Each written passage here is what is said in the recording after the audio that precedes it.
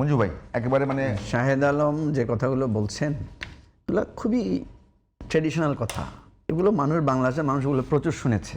ব্লেমিংয়ের কথা, কেদের ধরেন দুই চারটা করে রাস্তায় কি বললো, কোন মাওলানা কি বললো, এটা তো আমাদের আলোচনার বিষয় না। আমাদের আলোচনার বিষয় একদম টু দ্য পয়েন্ট। ছাত্ররা সংস্কার চেয়েছে, তারা কোটা সংস্কার থেকে রাষ্ট্র সংস্কার আপনি বহু জায়গায় পাবেন, সেটা নাম্বার ওয়ান।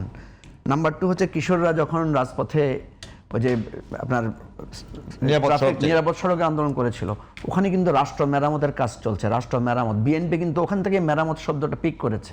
আমি জানি আজকে যিনি তথ্যমন্ত্রী আছেন উনি আমার কাছ থেকে কাগজও নিয়েছেন। বিএনপি যখন এই যে রাষ্ট্র মেরামতের 31 দফা করছে, রূপরেখা করছে, আপনি আমাদের দলেও দেখবেন আমরা রাষ্ট্র মেরামতের রূপরেখা দিয়েছি। প্রসঙ্গ হচ্ছে আপনি যদি এখন সেটাকে তুড়ি মেরে উড়িয়ে দেন সেটা আপনি দিতে পারেন। কোনটা মানছে না? আমি প্লিজ আমি একটু বলি আপনাকে, আপনি মাথা ঠান্ডা করে শুনেন, কোনো অসুবিধা নাই, এখানে আমরা যুদ্ধ করতে বসি নাই। প্রথম কথা হচ্ছে রাষ্ট্র সংস্কার। আমরা তো একটা নির্বাচন হবে, নতুন সরকার আসবে, নতুন সরকার পরিচালনা করবে, এটাই তো চাই।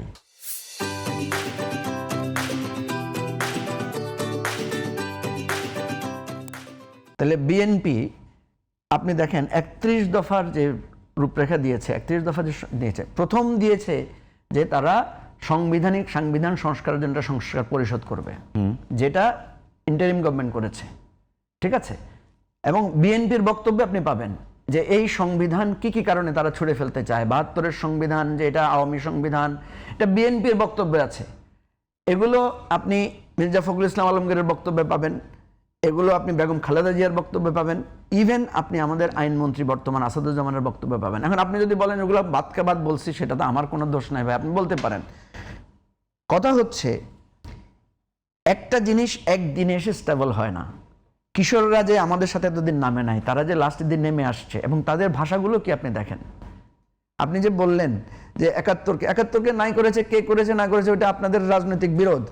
আপনারা ভাই বাংলাদেশে শুনেন, আমি আপনাকে আমরা জানি যে এটা রক্ষা করতে আমাদের কি করতে হয়েছে 5 তারিখের পরে। আমি আপনাকে বলি প্লিজ, আপনি অনেক কিছু কষ্ট করেছেন, মানে আপনি একা করেন নাই, আপনার মতো এরকম আপনার মতো হাজার হাজার লোকেরা করেছে। আমি মনে করি আমরা কিছুই করি নাই, ঠিক আছে। আজকে এই পরিবর্তনের কারণে শুধুমাত্র বিএনপি ক্ষমতা এসেছে, এটা ভুল কথা।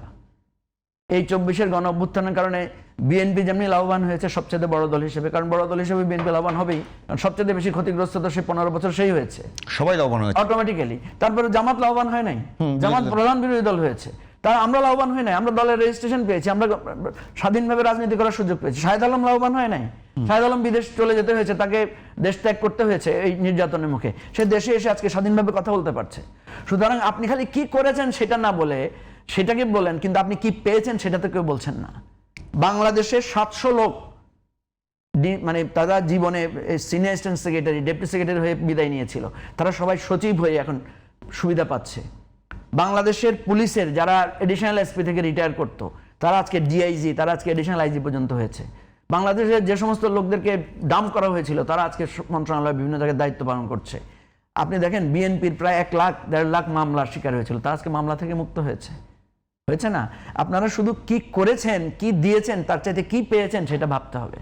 আজকে তারেক রহমান সাহেব 15 বছর, আমি কালকে একটা শোতে বলেছি যে আমি বিশ্বাস করি না যে বিএনপি স্বৈরাচারী হবে, তারেক রহমান ফেসিবাদ হবেন, ঠিক আছে, আমি এটা বিশ্বাস করি না। যদি হয় তাইলে কি করব? তারেক রহমান যা করছে সেটা করব।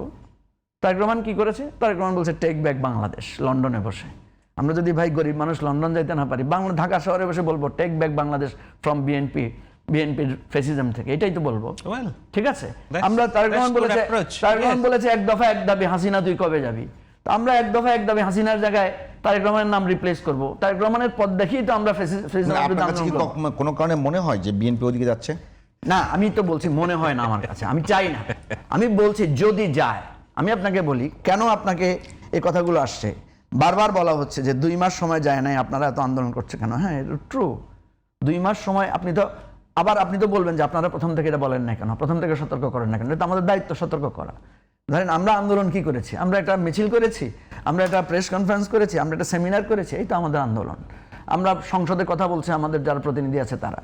কথা হচ্ছে আপনি এমন একটা সরকার, আমি এটাকে তুলনা করি বাংলাদেশের বিএনপি সরকার হচ্ছে খরগোশের মতো, আর জামাত বা বিরোধী দল হচ্ছে কচ্ছপের মতো। কেন আমি বলি, সাইজে দেখেন আপনি 200 কত প্রায় 14, এখন 2 জন হওয়ার পর 214, 14 না 16 মনে হয় 15 হয়ে গেল ভাই। 17 হলো। আচ্ছা 17 হলো, 15 ছিল 2 হলো। আচ্ছা 13 ছিল 2 হলো। 217 ধরেন, 20 ধরেন, যাই ধরেন, কাছাকাছি একেবারে সংখ্যা অ্যাকুরেট হইতে হবে এমন কোনো কথা নেই। সবই এক।